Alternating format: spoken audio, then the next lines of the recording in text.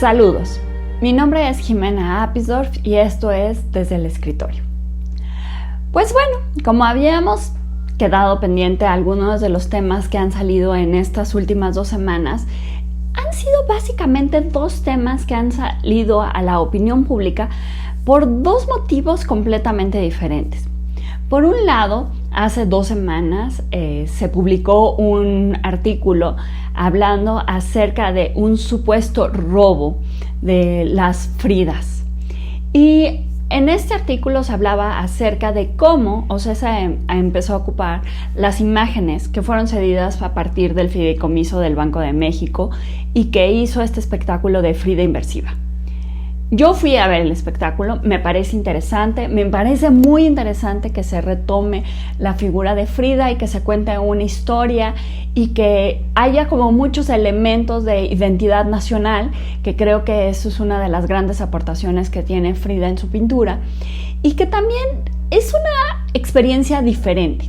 No es ir a ver los cuadros, no es ir a un museo, es una experiencia completamente diferente. Imagínense, entran y se siente como una especie de arena en el piso y los lugares donde están proyectadas las imágenes están hechas como de una especie de tela, papel como muy especial que da la idea del telón y que da la idea de que estuvieran como moviéndose las telas justamente. Luego hay otra parte en el centro donde puedes como entrar y hay una especie de candil. Hay muchísimos elementos que lo que quieren hacer es que tus sentidos estén como más despiertos.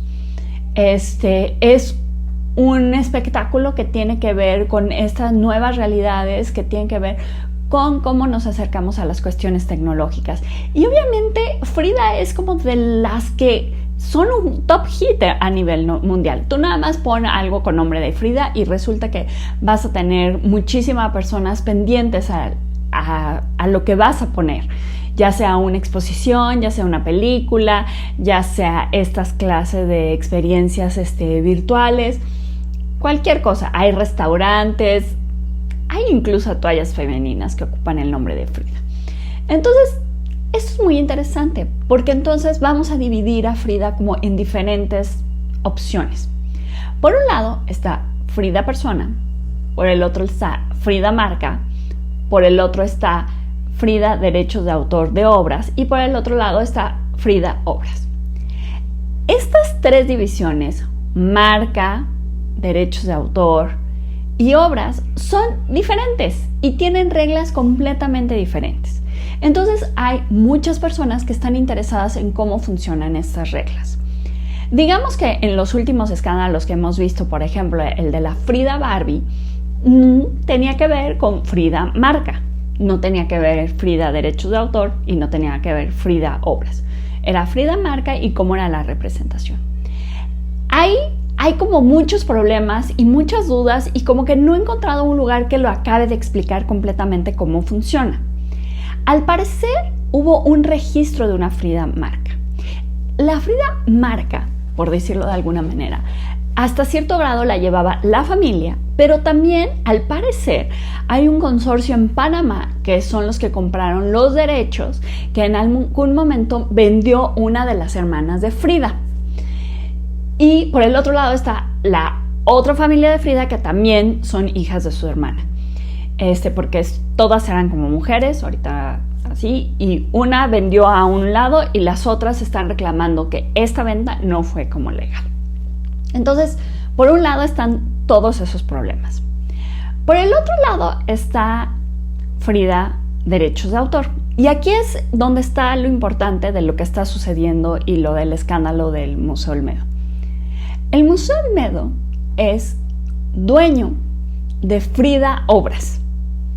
Y Frida Obras, yo puedo comprar esta pieza y soy dueña de esta pieza. Pero yo, Jimena, no soy dueña de la imagen de esa pieza.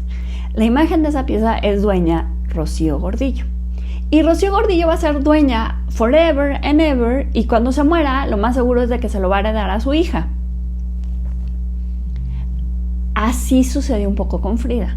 Frida vendía sus piezas, pero los derechos de todas sus obras se los quedó Diego Rivera, que fue su viudo. Entonces, Diego Rivera en algún momento llegó a la conclusión de que él quería donar su patrimonio al pueblo de México.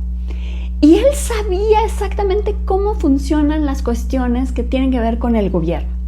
Y sabía que no quería que en una de las piezas estuviera de repente, vamos a decir, como sucedió en algunos casos, en Los Pinos, y de repente en el siguiente sexenio ya nadie supo dónde quedó. Para poder tener mayor control de lo que pasaba con sus piezas, más allá de los gobiernos que hubiera, es que se generó una cuestión que fue dejarle al Banco del México el fideicomiso de Diego y Frida. El Banco de México tiene un fideicomiso especial y en ese fideicomiso especial administra el Museo Frida Kahlo y administra el Museo Nahuacalli y administra los derechos de uso de las imágenes creadas por Diego y por Frida. Esas son sus áreas de competencia.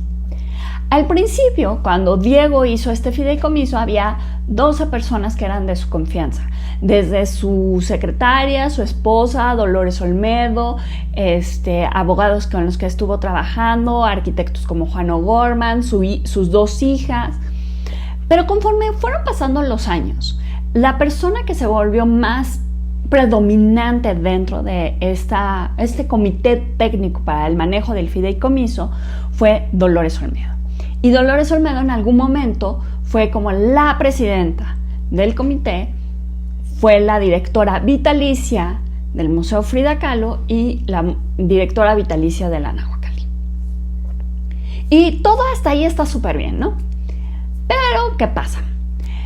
En algún momento de la historia, esta Dolores Olmedo también funda su propio museo.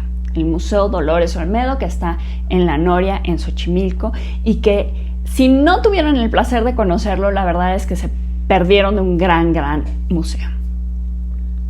En este museo, que era como el casco de una hacienda vieja, lo que había hecho Dolores es juntar todas las obras que tenía de Diego Rivera, las obras que tenía de Frida Kahlo. Y aquí la pregunta es, Jimena, ¿por qué Dolores Olmedo tenía piezas de Frida Kahlo si según esto se llevaban mal?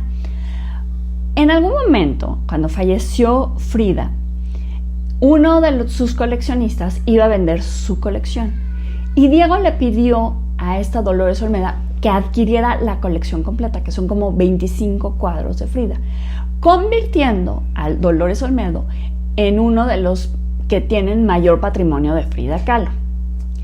Entonces, los adquiere y dicen que los guardó y que no los volvió a ver sino hasta como los 80s, 90. Después también tiene piezas de Angelina Beloff, tiene muchas piezas de arte prehispánico. De hecho, una de ellas creo que apareció en uno de los billetes de alguna denominación. Y tenía, por ejemplo, pavos reales y xoloscuincles. Ir al museo era una gran aventura, porque era llegar a Xochimilco, encontrar un lugar para estacionarse, estar caminando por un lugar que se sentía fuera de la ciudad. Pero este museo era privado. Entonces, ¿qué es lo que ha sucedido? El Museo Dolores Olmedo, yo creo que ahorita tiene un grave problema de comunicación, porque salen esta nota que les digo, uno que fue de que el Dolores Olmedo está diciendo que el uso de 2 piezas que se ocuparon para la proyección de Frida inmersiva no están autorizadas por ellos, cuando para usar las imágenes no se requiere precisamente la autorización del dueño original. Eso lo da el Banco de México. El Banco de México, al parecer, firmó un convenio con la empresa Cocolab para realizar este proyecto. Pero no hay como nada claro, no hay papeles, no hay contratos, porque como es un fideicomiso privado, nosotros no tenemos acceso como a esa información.